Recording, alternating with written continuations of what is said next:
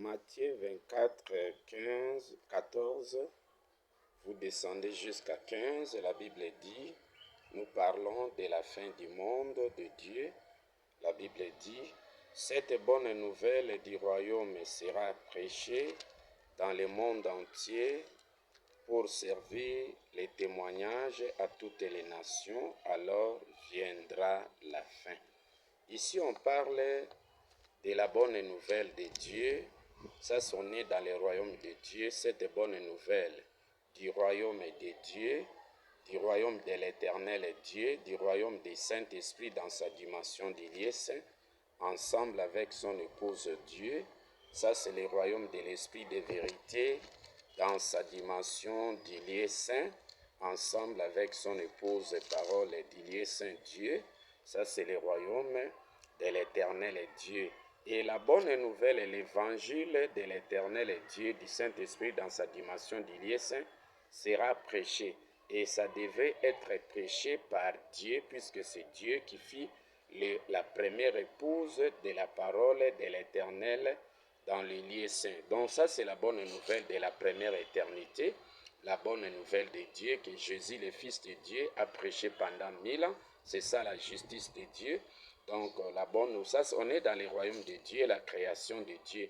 Et cette bonne nouvelle de Dieu devrait être prêchée pendant 7 jours. 7 jours, cela veut dire 7000 ans. Un jour vaut 1000 ans et 1000 ans vaut un jour. Cela veut dire l'évangile de l'éternel Dieu, du Saint-Esprit dans sa dimension du lieu saint, devrait être proclamé pendant 7 jours ou bien 7000 ans. C'est comme ça que vous voyez ici, cette bonne nouvelle du royaume sera prêchée dans le monde entier. C'était la bonne nouvelle de Dieu prêchée pour faire de nous des saints. C'est ça, Lévitique 19, 2, soyez saints comme moi je suis saint, l'Éternel est votre Dieu.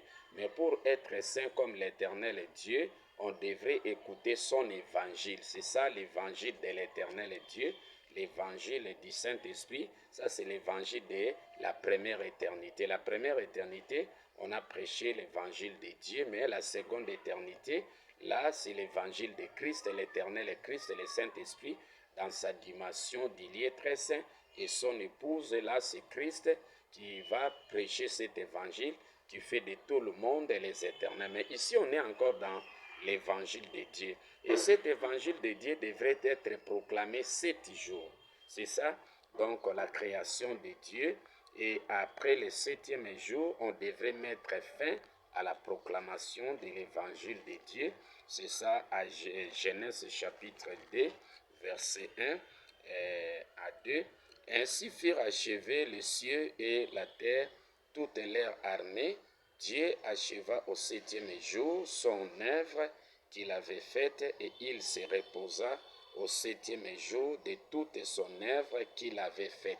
Cela veut dire que l'évangile de Dieu, de l'éternel Dieu, devrait être proclamé 7000 ans, 7 jours.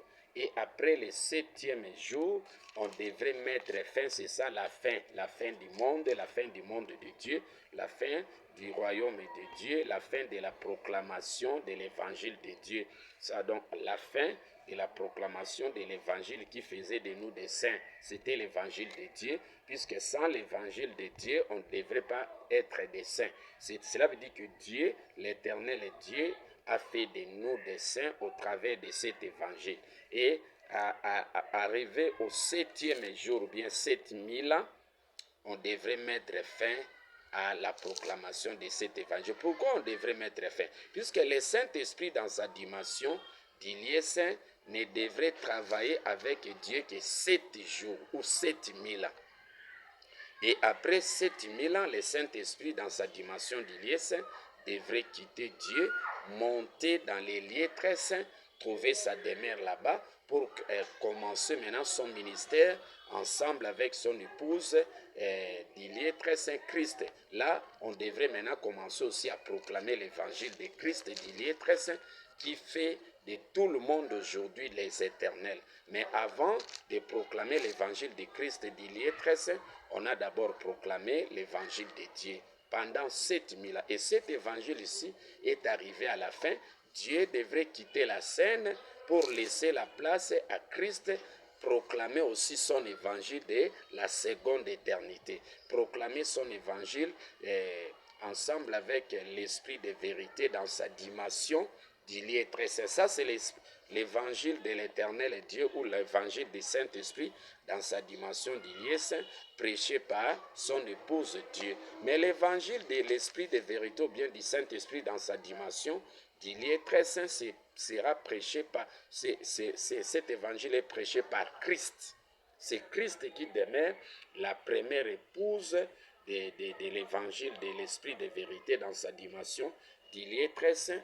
Et c'est Christ qui fait de nous des éternels. C'est comme ça que vous voyez, donc Matthieu, les jours où le Saint-Esprit a quitté les lieux saints à la fin du travail avec Dieu, le Saint-Esprit dans sa dimension du lieu saint devrait quitter Dieu pour aller trouver sa demeure dans les lieux très saints. C'est comme ça, vous voyez, Hébreux chapitre 9, verset 11. Si vous lisez Hébreux chapitre 9, verset 11, la Bible dit ceci.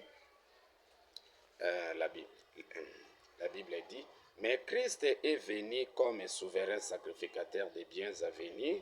Il a traversé le tabernacle plus grand et plus parfait qui n'est pas construit de mains d'hommes, c'est-à-dire qui n'est pas de cette création de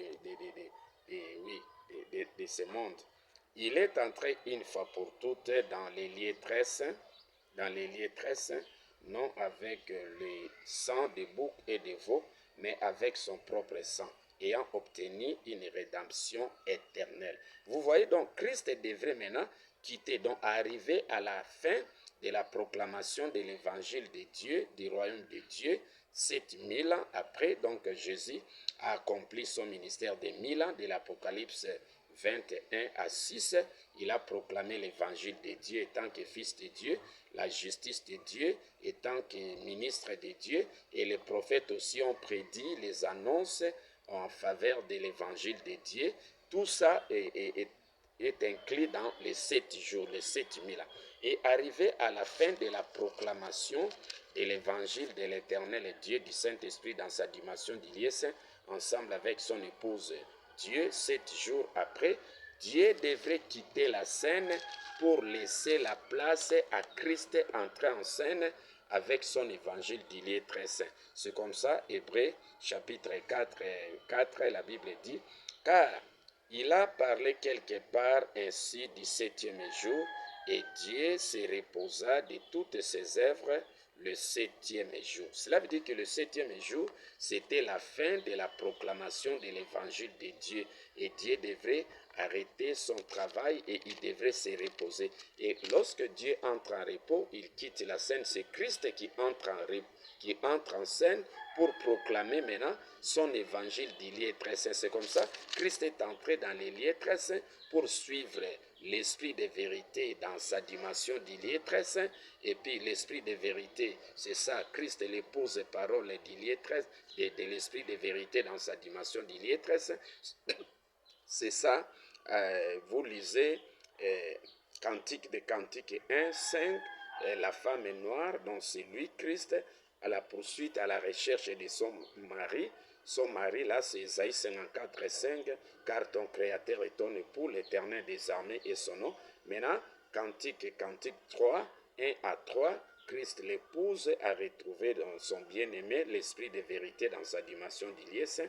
L'esprit de vérité a revêtu Christ de la plus belle robe. Luc 15, 22, vous descendez. L'anneau, les souliers, et puis il lui a remis l'évangile d'Ilié très saint, c'est ça les noms de l'Apocalypse 19, verset 12. Il a reçu les noms que personne ne connaît si ce n'est lui-même. Maintenant, Christ a reçu son évangile d'Ilié très saint.